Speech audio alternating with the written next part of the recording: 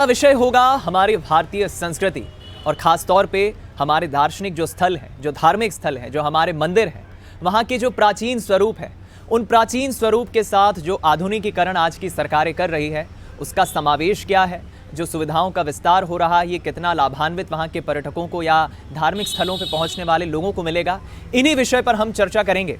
बीते दिनों आपने देखा होगा हमारे प्रधानमंत्री नरेंद्र मोदी अपने संसदीय क्षेत्र वाराणसी में पहुंचे और बाबा विश्वनाथ धाम पहुंचकर उन्होंने करीब 800 करोड़ की लागत से अधिक बने उस कॉरिडोर का जो लोकार्पण किया है, जो सुविधाओं का विस्तार किया है, उसकी चर्चा ना सिर्फ हमारे देश में बल्कि समूचे दुनिया में हो रही है।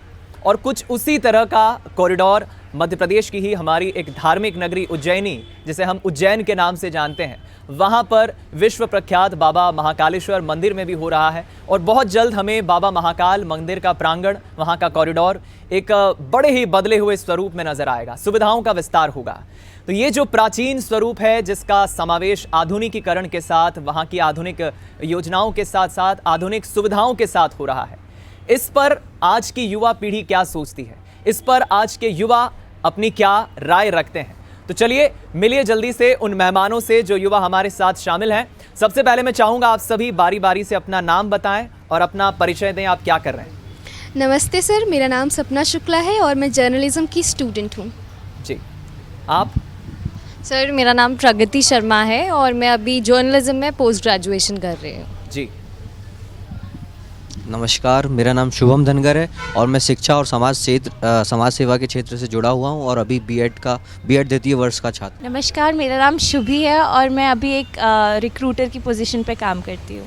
नमस्कार, मेरा नाम सौम्य शर्मा है और मैं अभी विद्यार्थी हूँ और समाज से जुड़े कार्य कर रहा हूँ।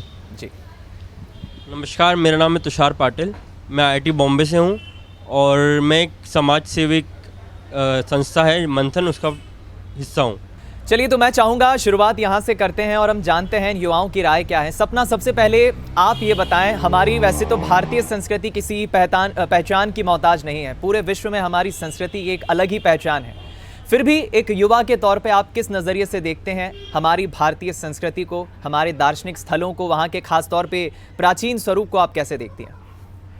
सर, भारत के बारे में सबसे अच्छी बात यह है कि आज के युवा पीढ़ी में ख़ास तौर पर मैं ये सोचती हूँ कि इंडिया में यूनिटी इन डाइवर्सिटी है और भारत अपने संस्कृति के लिए ही पूरी दुनिया में विख्यात है। तो ये एक सांस्कृतिक तौर पर बहुत मजबूत देश है जो दुनिया भर में सिर्फ अपने कल्चर की वजह से प्रख्यात है, बाकी चीज़ें तो बाद में आती हैं।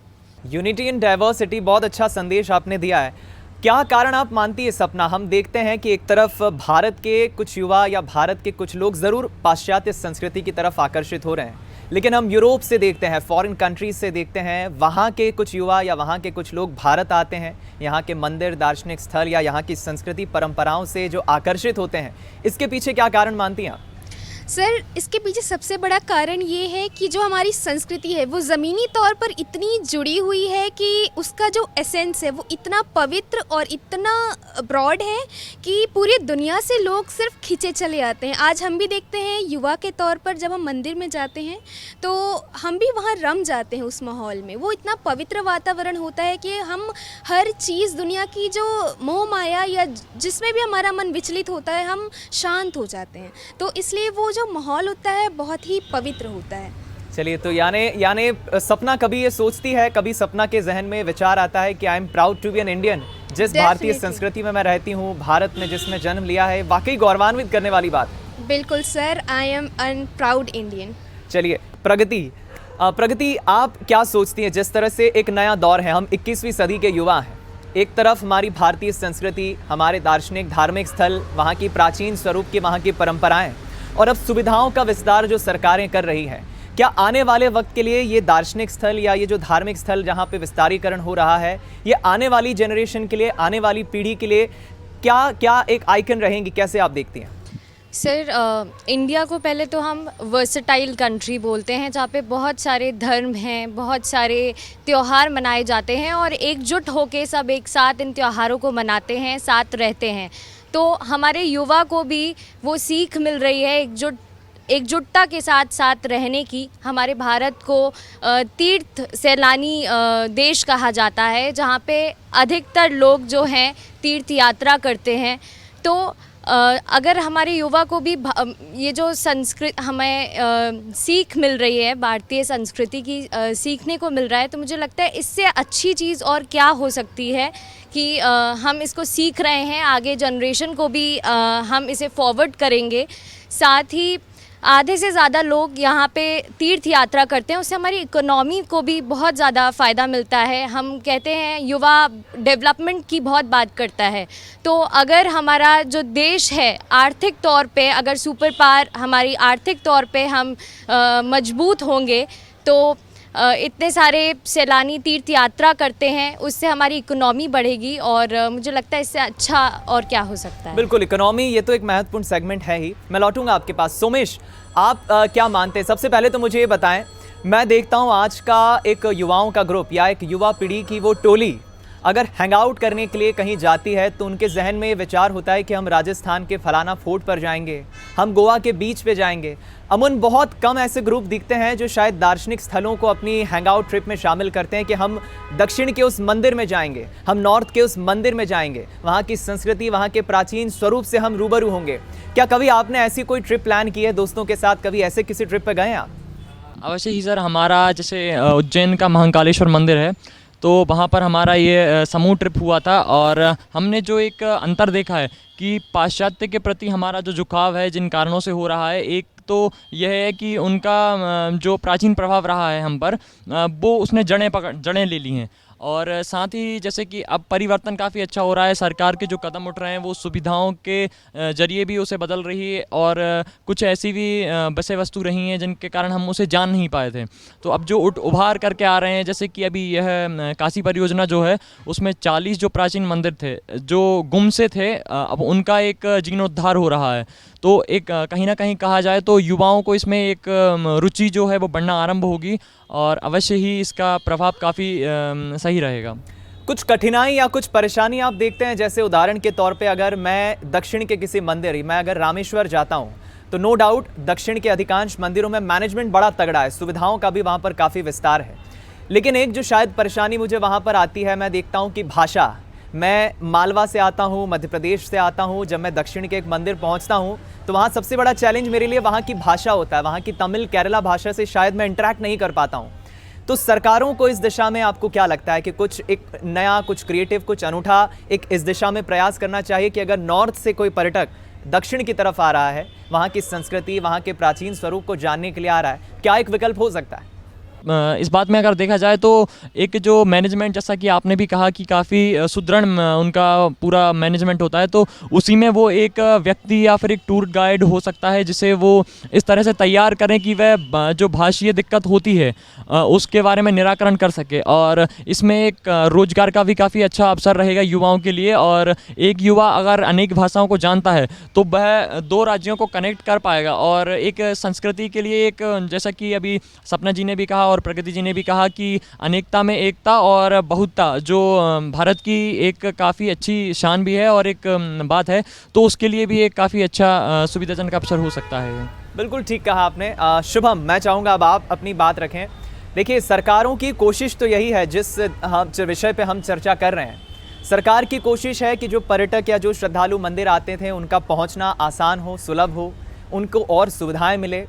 खास तौर पे जो हमारी प्राचीन परंपराएं हैं, जो हमारी आध्यात्मिक ऊर्जा है या हमारी जो संस्कृति है, वो तो जीवित रहे ही, लेकिन एक आधुनिक दुनिया भी हम बना रहे हैं। हम स्मार्ट सिटी की तरफ भी भाग रहे हैं। हम IIT, IIM की बात करते हैं, मेट्रो सिटी की बात करते हैं, मेट्रो ट्रेन की बात करते हैं, तो हम भारतीय संस्कृति की भी बात करते हैं। ये समावेश पे आपका एक कमेंट। जैसा कि हम देखते हैं कि पहले जब हम मंदिर जाते थे तो कभी मतलब कई ऐसे धार्मिक स्थल थे जहाँ पे कुछ मतलब हमें उतनी सुविधाएं नहीं मिल पाती थी जितनी कि अब मिलती हैं। महाकाल, जैसा मैं खुद महाकाल मंदिर में बहुत बार जाता हूँ। मैं जब छोटे में जाया करता था तब उतनी सुविधाएं वहाँ पे नहीं थी, उतनी साफ़ सफाई भी उस मंदिर में नहीं हुआ करती थी। लेकिन जिस तरीके से आज सुविधाएं बढ़ाई गई हैं, ये सच में मतलब कि एक प्रकार से जो हम कह सकते हैं कि धार्मिक पर्यटन को बढ़ाने में सरकार बहुत बढ़िया काम कर रही है। और सुविधाएं भी बहुत बढ़ चुकी हैं। जो कनेक्टिविटी पहले थी वो पहले मतलब इतनी ज़्यादा नहीं थी, जो अब सारे मंदिरों के साथ जुड़ रही है। जैसे काशी विश्वनाथ का बहुत बढ़िया उदाहरण है कि किस तरीके से अब जो धार्मिक यात्री जो काशी जाएंगे वो गंगा से होते हुए भी अब डायरेक्ट काशी पहुंच सकते हैं। तो ये प्रधानमंत्री जी का बहुत ही सराहनीय कार्य है। और साथ ही साथ सबसे ज़्यादा धन्यवाद जो मोदी जी को दिया है तो वहाँ के नाविक जो लोग हैं वहाँ उन्होंने दिया है, क्योंकि अब उनकी कमाई इससे बहुत अधिक बढ़ने वाली है। तो ये जो सुविधाएं बढ़ रही हैं इससे हम अपने मतलब धार्मिक आध्यात्मिक क्षेत्र में तो तरक्की करेंगे ही करेंगे, साथ ही साथ जो आर्थिक उन्नति भी हमारे जो मंदिर के आसपास रहने वाले लोगों की है वो भी इस चीज़ से हो पाएगी। बिल्कुल ठीक कहा आपने। देखिए, ये तमाम अभी तक के रिएक्शंस सुनकर ये लगता है कि ये जो पैनल है युवाओं का, ये कितना सकारात्मक एक सोच तो रखता ही है सरकार के इस प्रयास पे, लेकिन जो विषय है हमारा उस पर एक गहरी दृष्टिकोण भी रखता है। शुभी, मैं चाहूँगा आप अपनी बात रखें। एक चीज़ हम ये देखते हैं, कहा जाता है कि माता पिता अपने बच्चे को जो संस्कार देते हैं बचपन में, वही संस्कार आगे चल के उस बच्चे के जवानी में, किशोर अवस्था में, या हम कहें जीवन के अनंत काल तक झलकते हैं। आज हम जो सहेज कर या जो डेवलपमेंट हम आने वाली जनरेशन के लिए करके जाएंगे, हमारी आने वाली जनरेशन हमें उसी बिहाफ पे याद रखेगी। ये जो परिवर्तन हो रहा है, एक तरफ आधुनिकीकरण और दूसरी तरफ प्राचीन हमारे उन ग्रंथों को या परंपराओं को सहेज के रखना, इस समावेश को आने वाली जनरेशन के तौर पे आप कैसे देखते हैं कि हमारी जो आने वाली पीढ़ी होगी वो इसे कैसे देखेगी? पहले तो आप ये बताएं कि ये परिवर्तन, ये समावेश पे आप क्या राय रखती है? जो इंडियन कल्चर है उस कल्चर को बाहर के लोग भी इतना फॉलो करते हैं कि वो लोग भी, बाहर के लोग भी टैटूज़ बनाते हैं अपने स्किन पे of Sanskrit quotes and Sanskrit जो हमारे गीता के कोट्स हैं वो अपने बॉडी पे टैटू बनवाते हैं। और जो इंडिया का कल्चर है उसमें हमेशा से बच्चों को बचपन से ही संस्कार दिए जाते हैं कि आपको अपने एल्डर्स से कैसे बिहेव करना है, अपने छोटों से कैसे बात करना है। हर चीज़ का गीता में एक लिखा है कि हमें अपना लाइफ किस तरीके से जीना है, और हर ग्रंथ में लिखा है। तो इंडिया में पर्टिकुलरली मैंने ये देखा है कि हर कोई ग्रंथ के हिसाब से और अपने बच्चों को उसी टाइप के संस्कार देता है कि जैसा वो खुद बनना चाहता है, एक आदर्श नागरिक के संस्कार। वाह, ये एक छोटा सा सप्लीमेंट सवाल मेरा और रहेगा शुभी। हम ये देख रहे हैं आज की जनरेशन पे एक इल्ज़ाम ये भी लगता है, इल्ज़ाम तो नहीं, मैं कहूँगा शायद बहुत हद तक सच्चाई भी है। आज की युवा पीढ़ी जो सबसे गहरा किसी के जीवन में दोस्त होता है उसे हम पुस्तक कहते हैं, किताब कहते हैं, उससे कहीं ना कहीं दूर भाग रही है।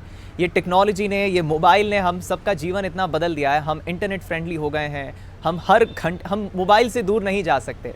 लेकिन ये जो पुस्तकें हैं या जो हमारी संस्कृति है, युवाओं को इससे कनेक्ट करने के लिए, इससे जोड़ने के लिए सरकारों को और क्या करना चाहिए? जब सुविधाओं की बात होती है तो वहाँ तक पहुँचना आसान या सुलभ होना ही नहीं। क्या आप मानती हैं कि ऐसी दार्शनिक या धार्मिक स्थलों पर अध्ययन केंद्र होना चाहिए, लाइब्रेरीज, पुस्तकालय होना चाहिए, ताकि युवा वहाँ पहुँच सके, आम लोग पहुँच सके, संस्कृति से मुखातिब हो सकें? मेरे हिसाब से युवाओं को श्रद्धा से कनेक्ट करने के लिए, उनके लिए जैसे काउंसलिंग होनी चाहिए। जैसे कि मंदिर में जाते हैं, सत्संग होते हैं, अच्छा लगता है सत्संग में भी, लेकिन युवाओं को कनेक्ट करने के लिए कोई ऐसे जो जैसे सद्गुरु है, हम उनको सुनते हैं और हम अच्छा फील करते हैं, हम उनसे कनेक्ट कर पाते हैं अपने जीवन की बहुत सारे पॉइंट ऑफ टाइम पे हम उनकी बातों को सुनते हैं और मोटिवेट होते हैं। तो इस टाइप से कुछ होना चाहिए युवाओं के लिए।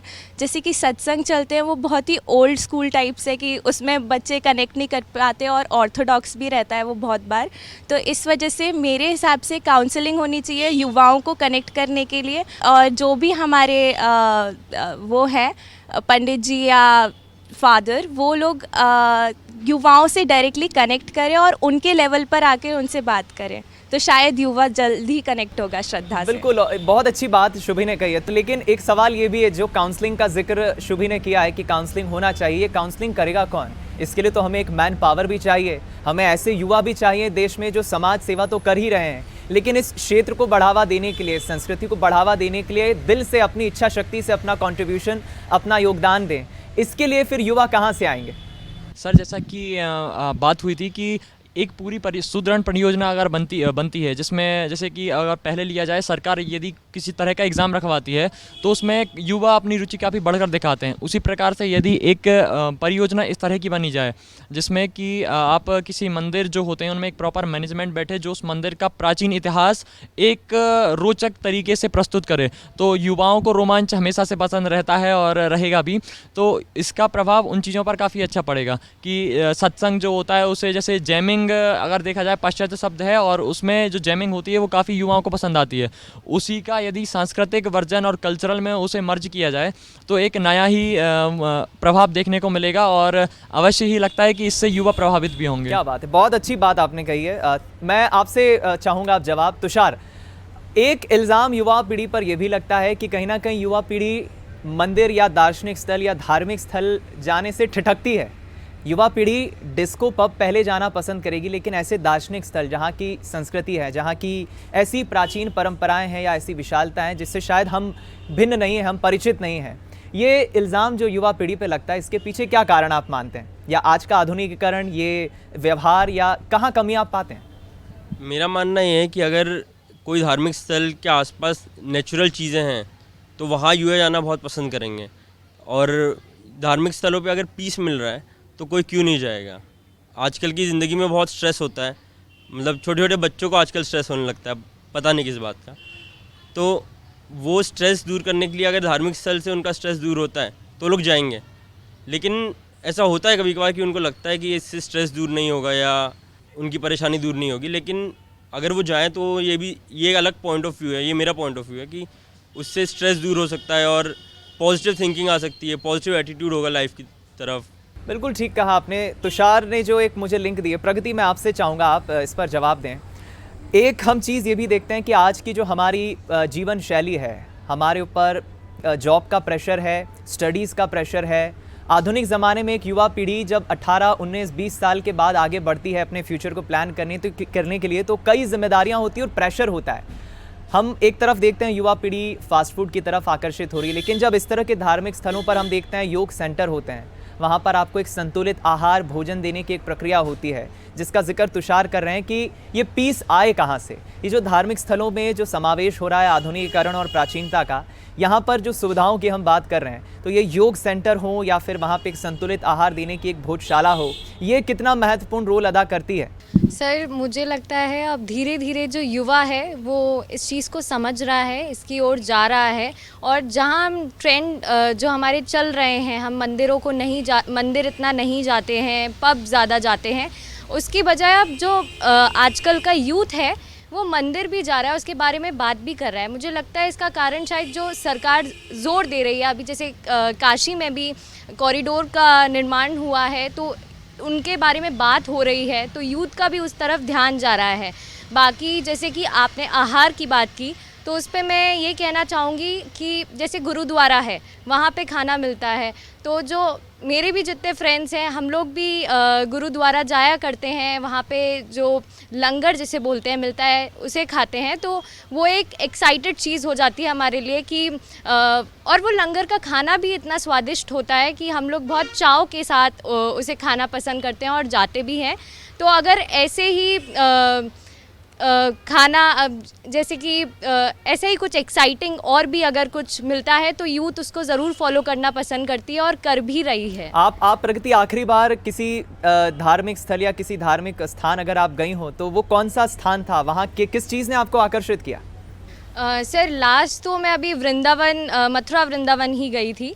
वहाँ पे इतना सुंदर तरीके से कृष्ण जी की जो भूमि के बना हुआ है और पूरा जो मूर्तियों के साथ उन लोग ने दर्शाया है उनकी पूरी स्टोरी, तो वो देखकर ही इतना अच्छा लगता है। और उनके बारे में जानना, उनकी स्टोरी के बारे में जानना कि अच्छा ये हुआ था और इस तरीके से कृष्ण जी लीलाएं किया करते थे, तो वो देखकर बड़ा अट्रैक्टिव सा लगता है। और काफ़ी लोग वहाँ जाते हैं और यूथ भी जाता है और इंस्पिरेशन लेता है उससे और मज़े भी करते हैं वहाँ जाके। मेरे जहन में एक ये विचार आया था कि क्यों ना हम अलग अलग जो बड़े मंदिर हैं, ना सिर्फ काशी विश्वनाथ, भारत में अनेकों बड़े मंदिर हैं, जो परेशानी वहाँ की भाषाओं को समझने में या फिर जो छोटी छोटी परेशानियाँ आती हैं, लाइट एंड साउंड शो एक बढ़िया विकल्प हो सकता है। वहाँ पे आप मनोरंजन के साथ वहाँ के इतिहास, वहाँ की परंपराओं से वहाँ पर आने वाले पर्यटकों को, दार्शनिक स्थल पर आने वाले लोगों को आप उससे इंटरेक्ट करवा सकते हैं, रूबरू करा सकते हैं।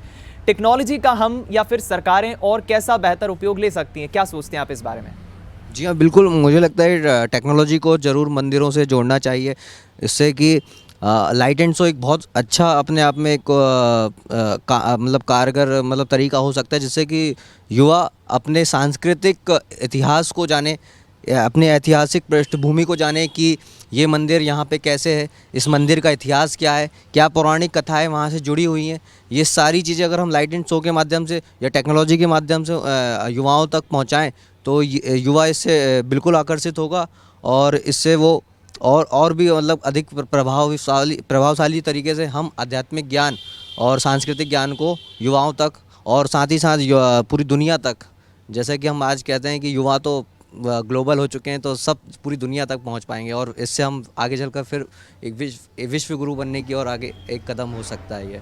वाह, बिल्कुल ठीक कहा आपने। शुभी, आप क्या राय रखती है, क्योंकि आने वाले 5-10 साल या 15 साल बाद भारत कहाँ होगा ये तो किसी को नहीं पता, लेकिन इतना भरोसा है कि हम बहुत ऊंचाइयों पर होंगे। आने वाले भविष्य को लेकर, भारत के भविष्य को लेकर आप क्या राय रखती है? जिस गति से भारत आज विकास कर रहा है, खासतौर पे टूरिज्म के सेक्टर में या फिर पर्यटन की दृष्टि से, धार्मिक स्थलों की दृष्टि से, 15 या 20 साल बाद के भारत को आप कैसे देखती हैं? 15-20 साल के बाद भारत सबसे ज़्यादा जब ऊंचाई जब पे शुभी होगा। शायद 40 या 50 साल की हो जाएगी, तब आप कैसा भारत देखती हैं? तब ऐसा भारत होगा कि जैसे कि भारत, मेरे हिसाब से भारत ही पूरी दुनिया चला रहा है। अगर हम अमेरिका जाएं, अमेरिका के आधे से ज़्यादा जो MNCs हैं वो भी उसमें भी भारत के ही लोग काम करते हैं। तो भारत है तो सब है, और भारत नहीं है तो कुछ भी नहीं है, क्योंकि भारत के लोगों को यूनिटी एंड डाइवर्सिटी का मतलब पता है। वो लोग कहीं पर भी चले जाएं, वो लोग अपने संस्कारों की वजह से और अपने आदर्श जो उनके अंदर बचपन से उनके माँ बाप ने दिए हैं, उसकी वजह से वो हमेशा ऊंचाइयाँ पर ही रहेंगे। सपना, आप क्या सोचती हैं, जिसका जिक्र शुभी ने भी किया है, बतौर 15-20 साल बाद ज़रूर भारत एक बड़े डेवलप्ड नेशन के तौर पर उभर कर आएगा। आज हम अमेरिका की, ब्रिटेन की, चाइना की, जापान की बात करते हैं, लेकिन भारत इस वक्त एक डेवलपिंग कंट्री है। 3 जो कैटेगरी होती है, अनडेवलप्ड, डेवलपिंग और डेवलप्ड। अमेरिका उन देशों में अब शुमार हो गया है जो शायद भारत से काफ़ी आगे है, लेकिन हमारी संस्कृति या जो हमारी भारत की जो ताकत है, जो खासियतें हैं, इसके बूते क्या भारत आने वाले वक्त में आगे निकल सकता है? क्या संभावनाएं देखती हैं आप? सर, ये एक बहुत बड़ा टॉपिक है, और जिस तरीके से अभी आपने कहा कि अमेरिका डेवलप्ड कंट्री हो चुका है और भारत से कहीं ज़्यादा आगे है, लेकिन सर मेरी नज़र में अमेरिका की बुनियादी कल्चर क्या है वो हमें नहीं पता। हम आज अमेरिका को देखते हैं, अमेरिका के कल्चर को वेस्टर्न कल्चर का दर्जा देते हैं, लेकिन भारत में सर हमारा कल्चर अलग है, और मुझे लगता है कि आज से 10-15 साल बाद, 40 साल बाद भी ये कल्चर ऐसा ही बना रहेगा। और सर विश्व की शुरुआत शून्य से हुई थी, और शून्य से शुरुआत करने का सबसे बड़ा श्रेय जाता है भारत को। हमने हर शुरुआत की है, हर तरीके की शुरुआत की है, और मुझे लगता है कि भारत आगे जा करके एक डेवलप्ड कंट्री और दुनिया में बेहतर अपनी जगह बना पाएगा। चलिए, एक छोटी सी प्रतिक्रिया सोमेश आपकी मैं लूँगा। आप क्या राय रखते हैं, जिसका जिक्र मैंने शुभी और इनसे सपना से भी लिया? ये जो हमारी संस्कृति या जो हमारी विरासत है, ये मैं कहूँगा ये हमारे रूट्स हैं, ये शायद हमारी सबसे बड़ी दौलत है। सोना चांदी ये दौलत नहीं है, ये संस्कृति परंपरा हमारी सबसे बड़ी दौलत है। क्या भारत इसके बूते आने वाले वक्त में बदलने का या बदलाव का एक मादा रखता है? अवश्य ही सर। हम जैसा कि अभी जो परियोजनाएं चल रही हैं, हम विश्व गुरु की ओर तो बढ़ ही रहे हैं, और साथ में हमारे जो वेद हैं और हमारी जो वैदिक संस्कृति है, चाहे वो आध्यात्मिक की दृष्टि से देखें या फिर वैदिक ज्ञान की दृष्टि से देखें, तो संपूर्ण विश्व उसे पुनः अडॉप्ट कर रहा है। और चाहे हम अल्बर्ट आइंस्टीन को देखें या फिर जो विदेशी साहित्यकार हैं, उन्होंने भी इसका लोहा माना है कि भारतीय संस्कृति ही एक वो मूल रखती है जो सभी पर अपना प्रभाव रखती है। और अवश्य ही सर अर्थ की दृष्टि से हो चाहे अध्यात्म की दृष्टि से हो, भारत अवश्य ही आने वाले 15-20 सालों में एक सुपर पावर बनकर आएगा। और अभी भी जैसे अमेरिका हुआ या चाइना हुआ, अमेरिका में अभी एक सर्वे आया था जिसके ज़रिए पता चला था कि 15 से अधिक जो दिग्गज कंपनियां हैं, चाहे वो गूगल हो, एप्पल हो, माइक्रोसॉफ्ट हो, इनमें भारतीय मूल के ही जो रहे हैं लोग, वो उनका पूरा वो देख रहे हैं।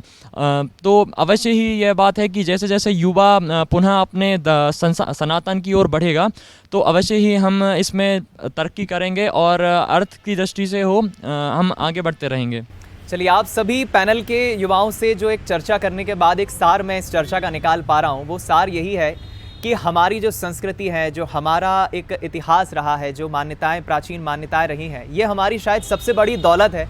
इसके बूते हम जीत सकते हैं और बहुत बड़ा बदलाव दुनिया में ला सकते हैं। ये युवाओं की बात सुनकर ऐसा लगता है कि ये वो युवा है जो यूनिटी इन डाइवर्सिटी के इस कथन को चरितार्थ करते हैं, उसकी ताकत को समझते हैं।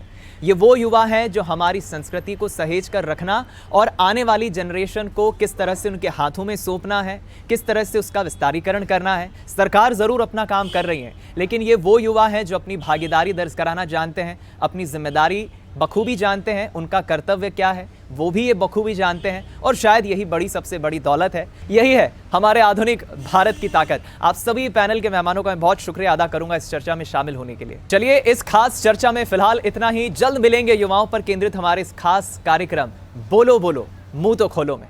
नमस्कार।